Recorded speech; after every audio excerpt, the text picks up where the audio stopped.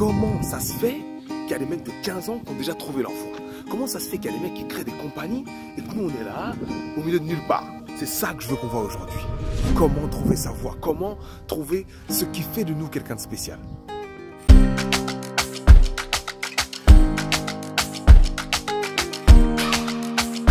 Je suis en Californie du Nord et je ne savais absolument pas que c'était aussi venteux. Je suis dans la zone la moins venteuse et malheureusement vous entendez que des parce qu'il y a du vent de ouf. Je devais filmer hier et hier en fait c'était quasiment une tempête. Bref, je suis à Wisteria Lane. On cherche Mike Delfino pour demander des cookies. Bon, plus sérieusement aujourd'hui on doit parler de la partie 2 de l'estime de soi et comme j'ai dit, on doit parler de comment on trouve la voie qui nous montre qu'on est spéciaux. Comment est-ce qu'on trouve notre force? Comment est-ce qu'on trouve le trésor qui a été caché pour nous? Si vous n'avez pas vu la partie 1, allez la voir. Elle est sur Facebook, YouTube, tout ça. Vous cliquez, je sais pas, je vais vous mettre un lien, je sais pas où, je sais pas encore comment on fait ça. Essayez de voir ça. Hey, essayez de voir ça. Et pour ceux qui ont déjà vu, on continue. On va parler d'un café et on va parler de feuilles mortes. Alors, il y a quelque chose que je veux absolument que vous compreniez, que je veux absolument que toi tu comprennes. C'est que quand je te dis oh oui, tu es un exemplaire unique. C'est pas une blague, hein. Dans toute l'histoire de l'humanité, il n'y aura qu'un seul toi. Donc c'est pas quelque chose que je te dis au hasard. Il y a un mec qui est passé avec un chien dans sa voiture. C'est vraiment des ouf les Américains. Bref, je veux que tu visualises une forêt. Une grande forêt dans laquelle pour chacun de nous, il y a une voie qui mène vers notre trésor. Et si tu l'as pas trouvé tôt, plus tu passes du temps avant de la trouver, plus il y a de feuilles mortes qui vont recouvrir la voie, plus il y a de mousse, plus il y a d'arbres morts, plus il y a de choses qui vont la rendre moins visible. Donc ce qu'il faut que tu fasses, c'est que tu accordes énormément de temps à la recherche. Un chercheur d'or passe 95% voire plus de son temps à chercher. C'est pas un trouveur d'or, c'est un chercheur d'or.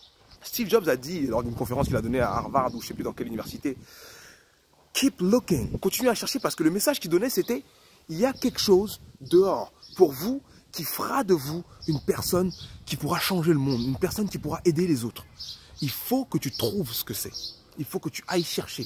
Et on est allé à l'école, on a appris des matières différentes, tout ça, oui, sport, anglais, maths, physique, chimie, bref. Et certains ont eu la chance de trouver leur voie dans ces conditions-là, d'autres n'ont pas trouvé.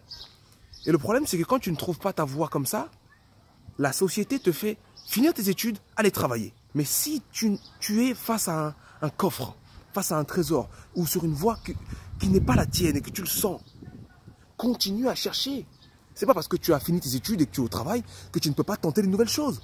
Alors aujourd'hui, c'est ça que je veux que vous fassiez. Aujourd'hui, je veux que vous vous engagiez avec moi là. Aujourd'hui, là, eye contact et tout, pour dire, ok, je m'engage à faire une nouvelle chose cette semaine.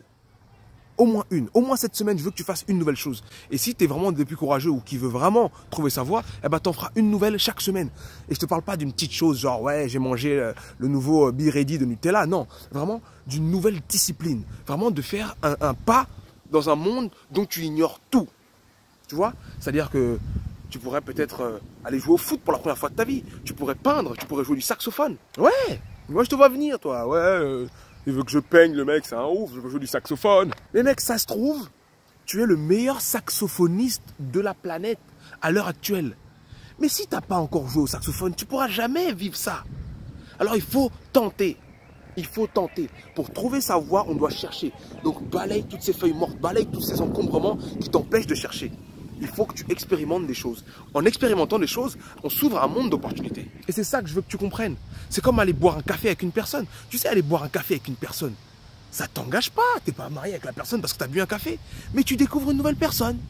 Et potentiellement, vous aurez des atomes crochus. Potentiellement, vous pourrez peut-être faire quelque chose ensemble. Et peut-être même c'est avec cette personne que tu finiras ta vie parce que tu es allé la découvrir. Alors je veux que maintenant vous vous rendiez compte que si vous ne vous sentez pas spéciaux, vous ne vous sentez pas unique, c'est parce que vous n'avez pas encore trouvé dans quoi vous êtes unique. Vous n'avez pas encore trouvé ce qui fait de vous quelqu'un d'exceptionnel. Mais je vous dis, ça existe déjà. La voie est déjà tracée. Il y a déjà le trésor qui est posé au bout et il vous attend. Alors voilà ce que je voulais partager avec vous aujourd'hui. La recherche de sa voie. Parce que quand tu vas expérimenter de nouvelles choses, tenter de nouvelles choses et rechercher ta voie, tu vas te découvrir. Et tu vas te découvrir des qualités que tu n'avais pas soupçonnées. Et de là, tu commenceras à t'apprécier, à te connaître. Et ton estime de toi-même va grimper au point qu'on puisse enfin parler de la partie 3. Vivre avec passion. c'est le sujet de la semaine prochaine. L'estime de soi, partie 3, vivre avec passion. J'espère que la vidéo vous a plu. Je compte sur vous pour la partager. What the fuck? Eh, la vidéo numéro 3. Vous vous rappelez, il y avait un chien. Là, c'est un monstre. Je vous jure, je traverse pour l'instant. J'ai vu son nombre derrière le truc là. Énormissime le bordel. À lundi prochain. Et welcome to California Love.